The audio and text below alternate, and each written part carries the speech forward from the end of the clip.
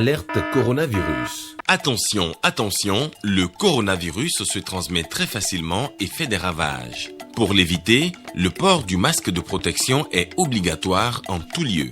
Dans l'administration publique ou privée, dans les réunions, les rencontres, dans les marchés, les magasins, les boutiques et lors des déplacements, le port du masque est obligatoire. Même dans les lieux privés, dès lors que l'on n'est pas seul, le masque doit être le fidèle compagnon.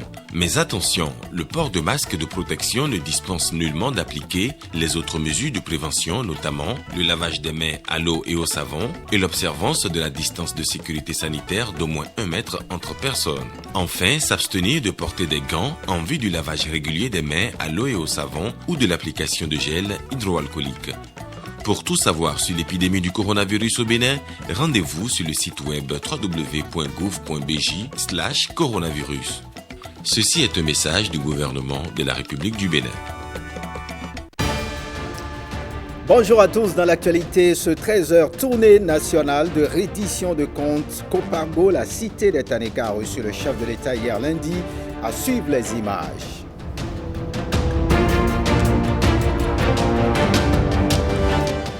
Et puis le calendrier électoral pour l'élection présidentielle est désormais disponible. La Commission électorale nationale autonome l'a rendu public à Cotonou. Vous le suivrez, le compte-rendu de William Aguiar.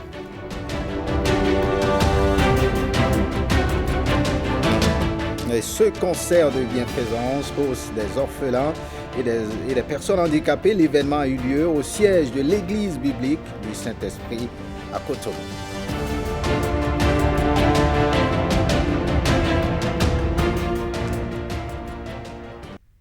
Voilà pour le sommet. On part directement d'abord pour la Sénat avec ces images. La délivrance des formulaires nominatifs de parrainage aux candidats à l'élection présidentielle de 2021 a démarré ce matin.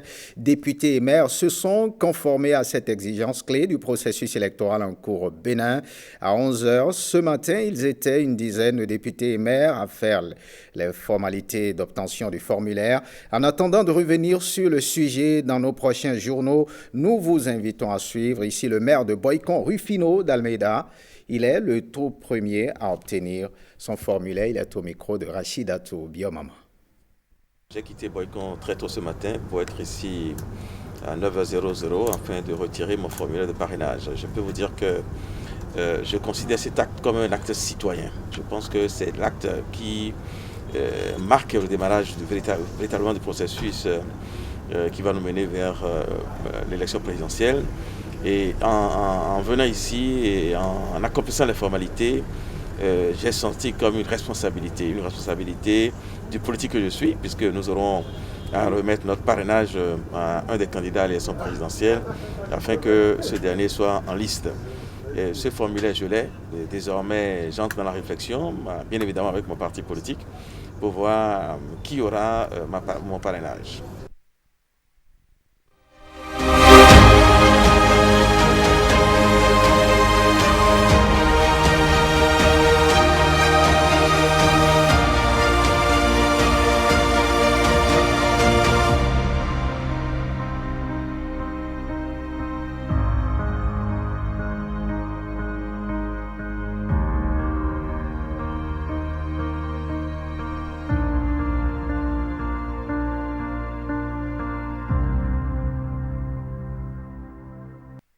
Et on parle maintenant de cette actualité sur la tournée du chef de l'État. La cité des Taneka a reçu le président de la République. Dans la matinée d'hier, lundi, la commune de Copargo a dressé le tapis rouge au chef de l'État et à sa délégation. Les populations sont massivement sorties pour la circonstance. Le reportage de William Choki et Mohamed Bio.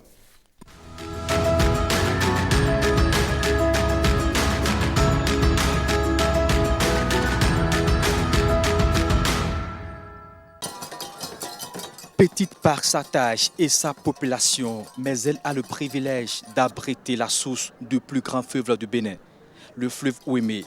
Copargo et sa population n'ont pas fait de la dentelle pour accueillir dignement le président de la République. La commune de Copargo regorge d'un fort potentiel agricole et touristique, d'immenses richesses culturelles qui fait d'elle une destination privilégiée. La commune de Copargo est une terre de grandes richesses culturelles naturelles. De par sa grande diversité linguistique et traditionnelle, une multitude de langues sont parlées au sein de la commune, mais celle qui prédomine est le Taneka. La commune de Kopargo est également reconnue par ces cérémonies initiatiques commémorées chaque 5 ans est appelée le Pama. Elle s'illustre particulièrement par sa danse dénommée Issei-Issei, une danse à travers laquelle notre commune est présente à plusieurs événements d'envergure nationale et internationale. Le modèle vestimentaire des Wara et Namari, une caste de chefs coutumiers qui n'a que pour habit un cache-sexe à base de peau d'animaux sauvages, quelle que soit la période de l'année, témoigne encore de la vitalité et de l'originalité de notre culture.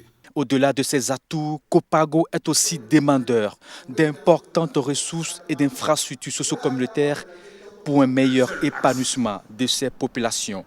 La population de Kopargo est témoin de ce qui se fait ça et là et apprécie à sa juste valeur, ainsi qu'avec grande satisfaction tous les efforts consentis par le gouvernement dont vous êtes le chef et en est d'ailleurs très fier. Elle me charge de vous transmettre leurs sincères remerciements, non seulement pour avoir choisi la zone sanitaire Djougou Kopargo Waké, dans la phase pilote de mise en œuvre du projet Assurance pour le renforcement du capital humain H, mais aussi pour le lancement du microcrédit à la FIA à Kopargo le 7 janvier 2021. Cette population reste en extase face à votre programme d'alimentation scolaire qui a permis à toutes les écoles primaires périphériques de la commune de disposer d'une cantine scolaire. La révolution du numérique au Bénin restera parmi les réalisations fortes de votre gouvernement.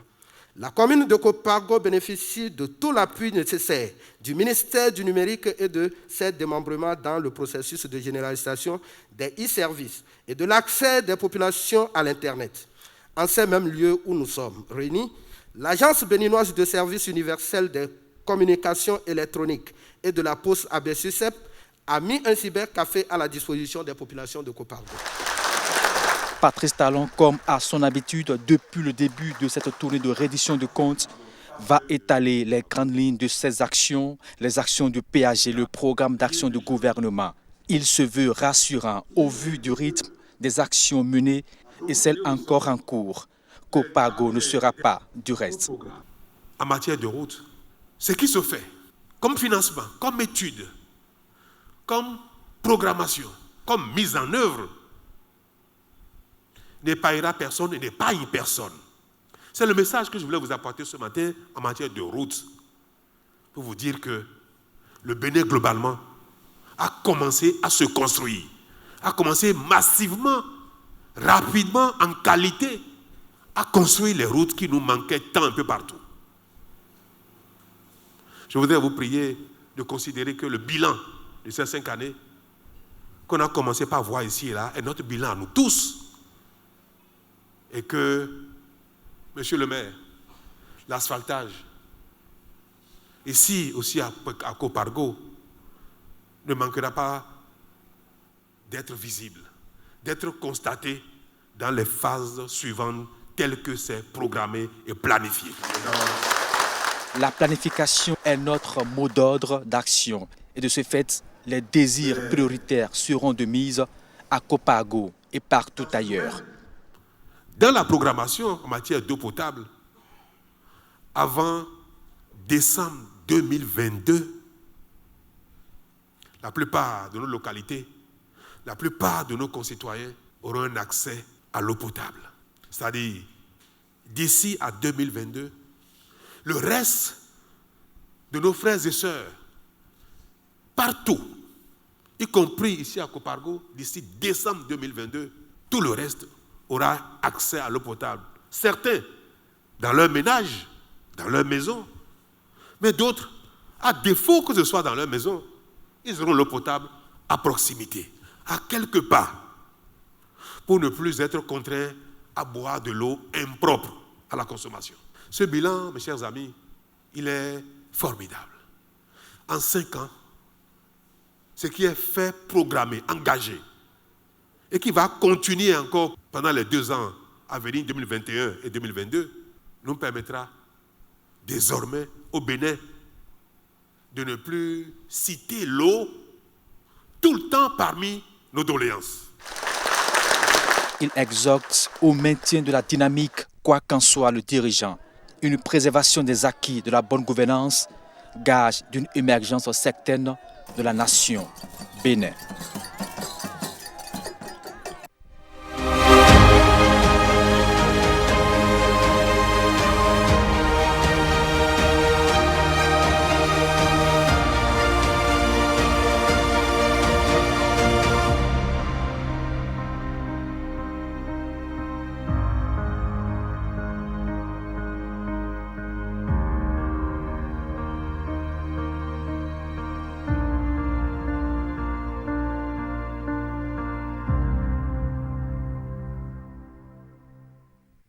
Repartons pour la Sénat. Le calendrier électoral pour la présidentielle d'avril prochain est connu. La Commission électorale nationale autonome l'a rendu public hier lundi à Cotonou. C'était en présence des représentants des différentes institutions impliquées dans le processus, mais également des représentants de certains partis politiques. William Aguiar, Daniel Ada nous font le point. Ce calendrier électoral, c'est en tout 17 grands rendez-vous. De sa publication jusqu'à la proclamation des résultats définitifs du deuxième tour du scrutin présidentiel, c'est en somme plus de 4 mois d'activité planifiée et validée par tous les acteurs impliqués dans le processus électoral, avec plusieurs dates importantes, dont notamment celle du 12 janvier 2021. Nous allons mettre à la disposition des députés et des maires les formulaires nominatifs de parrainage de candidature à l'élection présidentielle. Le processus démarre demain et va s'achever le 31 janvier 2021. Nous allons publier et afficher la liste électorale permanente informatisée l'EPI du 27 janvier au 10 février 2021. Cette publication sera suivie de l'enregistrement des déclarations de candidature à l'élection présidentielle. Ce sera du 1er février au 4 février 2021. Nous allons publier à partir du 10 février jusqu'au 15 février 2021 la liste provisoire des candidats pour l'élection présidentielle. Cette publication sera suivie d'une publication définitive des candidats pour l'élection présidentielle du 22 au 23 février 2021. Puis va démarrer la campagne électorale du 26 mars au 9 avril 2021.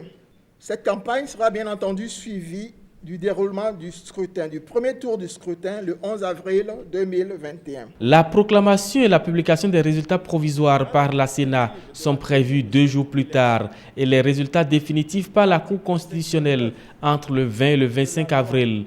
Le reste des activités va se dérouler entre le 9 et le 18 mai 2021 en cas de second tour. La publication de ce calendrier électoral lance officiellement le processus électoral. Et puis selon le calendrier électoral, les maires et les députés sont attendus dès ce jour 12 janvier 2021 et ce jusqu'au 31 janvier prochain pour retirer leur formulaire nominatif de parrainage de candidature à la veille donc, du parrainage, du démarrage de l'opération. Une de nos équipes a fait le tour à la Sénat. William Aguiar, Benjamin Denayon. C'est une salle entièrement aménagée à l'abri d'une tente climatisée qui accueille le dispositif mis en place par la Sénat. Ici, les 77 maires et 82 députés sont attendus pour retirer le sésame qui fera d'eux de potentiels parrains.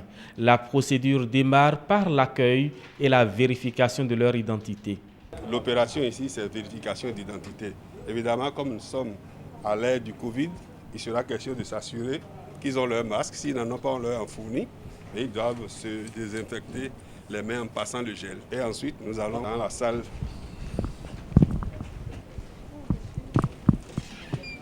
Alors, ici, nous avons la salle opérationnelle d'où sortiront les formulaires nominatifs de parrainage pour chaque député et pour chaque maire. Nous avons écrit un programme informatique et attelé à une base de données. Dans cette base de données, vous avez toutes les informations nominatives et personnelles concernant chaque élu qui est habilité à délivrer un parrainage. Le premier ordinateur qui est là, et qui est relié à un projecteur et à une imprimante forme le premier kit. Celui-ci est réservé pour les députés. Lorsqu'il rentre, il va s'asseoir ici. On va lui projeter ces informations. Il va vérifier. S'il n'est pas d'accord, il fait corriger. Puis ensuite, on procède au tirage. Voici le papier sur lequel sera imprimées les données. Un papier hautement sécurisé qui ne permet aucune falsification. Vous le voyez comme ça. Il y a des éléments de sécurité. Je vais vous permettre de voir ça.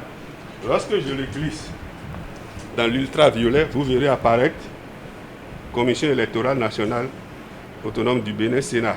D'accord? Outre que ça, vous avez des éléments de sécurité qui sont là. Seul le président sait comment il les a choisis. Et lorsqu'on imprime, on prend ce thème orographique qu'on colle dessus. Une fois c'est collé, ce n'est plus détachable. Mais ça ne suffit pas. Là où le député va signer, nous allons mettre ce qu'on appelle un kinégramme.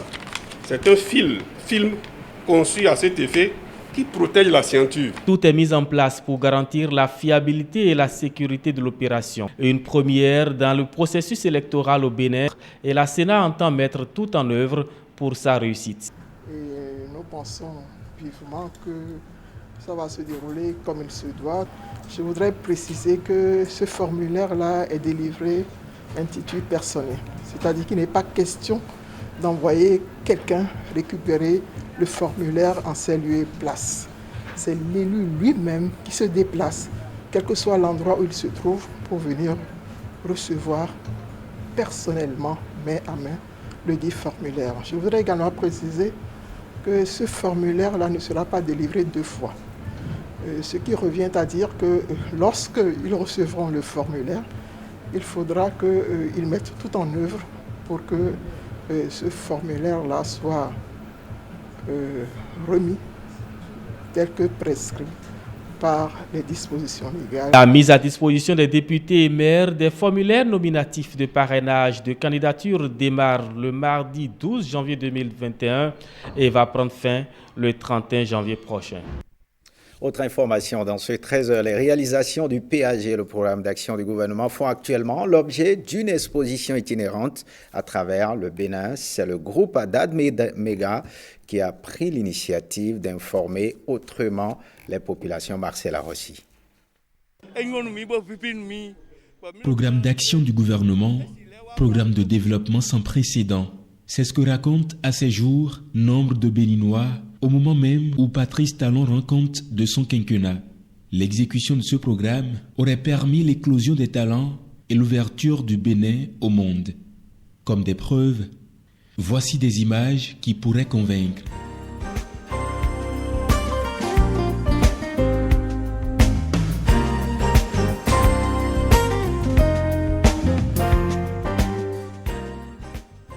Révélation Expo Photo PAG, une grande exposition qui retrace les réalisations satisfaisantes de 2016 à aujourd'hui. L'exécution du programme d'action du gouvernement nous a donné tous pleine satisfaction.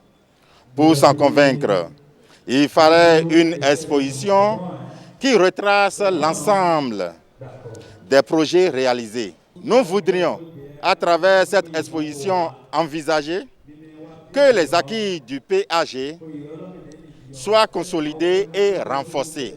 Haddad Méga Group tient à présenter aux populations les réalisations en vue de faire du Bénin un pays économiquement, socialement et politiquement viable. Aujourd'hui, nous pouvons nous réjouir de la qualité des infrastructures qui sont réalisées dans le cadre de la mise en œuvre du PAG du point de vue infrastructurel. J'avoue que c'est une satisfaction morale et je demande à ce que ce groupe de jeunes dynamiques puisse faire autant dans les 12 départements, voire si possible dans les 77 communes, pour permettre à ceux-là qui ne croyaient pas, qui ne savent pas que c'était de la réalité, tout ce qui se dit et se communique. Et ça va leur permettre de toucher du doigt ce que son Excellence Patrice Talon, notre cher président, notre grand frère, est en train de faire. Il a rêvé d'un Bénin nouveau, d'un Bénin révélé, d'un Bénin prospère et d'un Bénin digne. À ce jour, nous pouvons aisément conclure que ce rêve est devenu réalité, car son intelligence, son pragmatisme et sa détermination lui ont permis de découvrir la structure moléculaire du développement de ce pays. Il n'est pas question de rêver autrement, il est question aujourd'hui de rêver grand et prier pour le chef de l'État, le capitaine du bateau, qui a su gérer, qui a su diriger toute cette équipe gouvernementale qui ont pu donner le meilleur d'eux-mêmes pour que nous soyons là. C'est presque inattendu pour 5 ans directants. La joie et la satisfaction qui font exposer ces images ont déjà commencé à traverser le pays. Ces images, Haddad Mega Group veut les faire voir partout et à tous. Et on parle de cette distinction. 12 maires du Bénin ont été distingués. Ce sont des maires sélectionnés sur la base de critères de gouvernance établis par un groupe d'experts. La cérémonie de remise du Grand Prix de la gouvernance a eu lieu à Porto Novo, Brissumbo et Guillaume Avienou. Le Grand Prix de la gouvernance au Bénin récompense pour sa première édition 17 maires de la 3e mandature de l'aide de la décentralisation. C'est une initiative de l'ONG AFAD, Action for African Development. Outre ces maires, des femmes leaders ont aussi été distinguées sur la base de certains indicateurs de l'indice de la bonne gouvernance du ministère de la décentralisation et de la gestion de l'administration territoriale. La sélection des candidats s'est faite à partir d'une méthode scientifique impliquant des experts de haut niveau. Ce sont eux qui ont défini les 4 critères de gouvernance à évaluer chez le candidat. On a essayé de poser des questions par rapport à ces aspects-là et voir comment les uns et les autres réagissent. Donc il y a des personnes qui ont été préparées au niveau de chacune des communes pour répondre aux questionnaires qui ont été préparés, qui leur ont été envoyés. Pour se faire distinguer, il faut alors que l'impétrant recueille une certaine moyenne pour être éligible au Grand Prix, insistent ses organisateurs. Pour quand même rester dans la dynamisme du développement durable, nous avons pensé encourager ceux qui s'illustrent positivement de par leur gouvernance, par la transparence, par le dynamisme, par l'efficacité de la gestion de la chose publique à eux confiée. Nous avons décidé d'initier ce prix, qui est le Grand Prix de la gouvernance, qui est à sa toute première édition dans tout le Bénin. Au ministère de la décentralisation, associé à l'événement, on trouve l'initiative de l'ONG AFAD noble et porteuse d'espoir pour le renforcement de la démocratie à la base. Lorsque ceux qui sont chargés de nous diriger observent les principes d'une bonne gouvernance, tout le monde se sent à l'aise. Les frustrations s'estompent et on est plus sûr d'atteindre les objectifs du développement pour tous les citoyens. La première édition du Grand Prix de la gouvernance semble ne pas avoir eu l'adhésion de toutes les communes et autres institutions du pays impliquées dans la gestion des affaires publiques, font observer ces initiateurs. Ils souhaitent alors que pour les prochaines éditions, que plus de portes leur soient ouvertes. Et cette cérémonie de présentation de vœux à Bénin Microfinance, c'était le week-end dernier au siège de cette structure de microfinance à Cotonou. Une occasion pour le personnel et les responsables administratifs de faire le point de l'année écoulée et de fixer de nouvelles orientations pour 2021. Lénaïka Bazaou et Rodrigue Landoubin. À l'orée de cette nouvelle année, le personnel, la direction générale et le conseil d'administration de Bénin Microfinance sacrifient à la tradition. Chers collaborateurs, je vous présente mes vifs vœux de bonne et meilleure année 2021. Beaucoup de défis ont été relevés au cours de cette année qui s'achève et sont très encourageants. C'est le lieu de féliciter tous mes collaborateurs. Je nous invite à une franche collaboration au cours de l'année 2021. À un engagement total et à la conscience professionnelle et à une synergie positive. L'année 2020 a été marquée par la pandémie de Covid-19 qui a eu des répercussions sur la vie et le fonctionnement de toutes les entreprises. Le personnel saisit cette occasion pour témoigner sa reconnaissance à la direction générale dont le leadership a permis de moins ressentir les effets de cette crise sanitaire à Bénin Microfinance. C'est donc le lieu de féliciter le management du directeur général qui a su tenir le coup en évitant le pire à nos emplois. Monsieur le directeur général, monsieur le président du conseil d'administration, nous souhaitons pour vous, en cette nouvelle année 2021, qu'à toutes vos résolutions répondent succès et qu'une pleine satisfaction couronne toutes vos activités. Tout en promettant de réaliser de meilleures performances, les agents de Bénin Microfinance ont formulé des doléances pour l'amélioration de leurs conditions de vie et de travail. Des doléances auxquelles la direction générale a apporté des réponses qui vont se traduire en actes dans les tout prochains jours. Pour sa part, le conseil d'administration invite le personnel à maintenir le cap pour des résultats plus élogieux. Je suis confiant qu'en 2021, à fin 2021, c'est-à-dire début 2022, quand nous allons nous retrouver, les performances, les chiffres qu'on nous a montrés aujourd'hui, se seront véritablement bien améliorés. Et je pense que ce doit être l'engagement de chacun de vous. Cette cérémonie de présentation de vœux a connu aussi la distinction des meilleurs agents, accompagnée pour certains d'une gratification financière. Bénin Microfinance est une structure de microfinance agréée qui propose à sa clientèle de bonnes offres. Et on finit par ce concert de bienfaisance pour des orphelins et des personnes handicapées. L'événement a eu lieu au siège de l'église biblique du Saint-Esprit à Cotonou. C'est une activité à travers l'amour qui a été célébrée. Fifamé Salomé Atadeji. La joie vient d'être semée dans le cœur de ces orphelins en ce début de la nouvelle année. Un concert en leur honneur, des vivres pour leur témoigner qu'ils ne sont pas seuls. Des sacs de riz, des bidons d'huile, des paquets de pâtes alimentaires, mais aussi des cartons de lait. Le voici, l'initiateur de ce concert de bienfaisance. Lui, c'est le prophète béni de Dieu Dossou Soyon, président fondateur de l'association Children of Glory Vision, un ministère d'œuvres sociales à l'endroit des personnes démunies. Je suis orphelin de père et dans mon enfance, j'ai traversé des moments difficiles. Et depuis que Dieu m'a accordé la grâce d'occuper la position que j'occupe, j'ai compris qu'il était important de penser à ceux qui vivent ce que j'ai connu dans le passé et de pouvoir les aider. Sa mission se concrétise ce jour au Bénin, son pays natal, grâce au soutien du bishop Josué Ahounou, parrain de l'événement.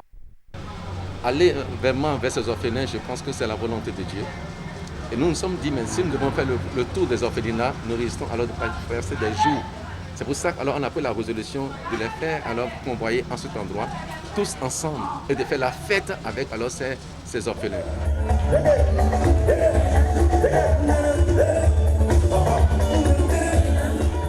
Je suis né au Bénin, mais je n'ai pas grandi au Bénin. Nous sommes voués, mon ogonvoué. Donc j'ai décidé de venir dans mon pays et d'aider ces personnes qui ont besoin d'amour et de soutien. Donc je ne maîtrise pas la nation béninoise et je bénis Dieu qui m'a connecté à Bishop Josué Ahounou, qui est devenu mon père, mon mentor dans la nation et qui m'a beaucoup soutenu. Il y a plus de 18 ans qu'il a reçu l'appel de Dieu pour ce ministère d'assistance aux personnes vulnérables.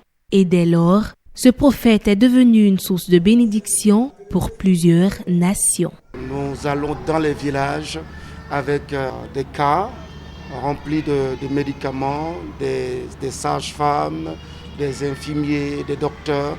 Et nous faisons la consultation gratuite et nous aidons les gens gratuitement. Nous allons aussi dans le camp des réfugiés. On l'a déjà fait au Ghana et nous avons construit une ferme d'élevage de porcs, de moutons et autres pour les réfugiés. Donc il y a beaucoup d'actions que nous menons. À travers ces multiples actions qu'il mène de par le monde entier, le prophète béni de Dieu Dossou Soyon entend faire comprendre à la communauté chrétienne que l'amour de Dieu ne se limite pas qu'à de belles paroles, mais s'étend également aux bonnes œuvres en faveur des personnes défavorisés. Faites ce journal. Merci de l'avoir suivi. Retrouvez tout à l'heure le bulletin d'information à 16h30, à 20h. Le journal sera présenté par Ariane Da Silva, mais avant à 19h, le JT des régions avec SL Pazo. Bonne suite des programmes sur l'ORTB. Passe sans vous.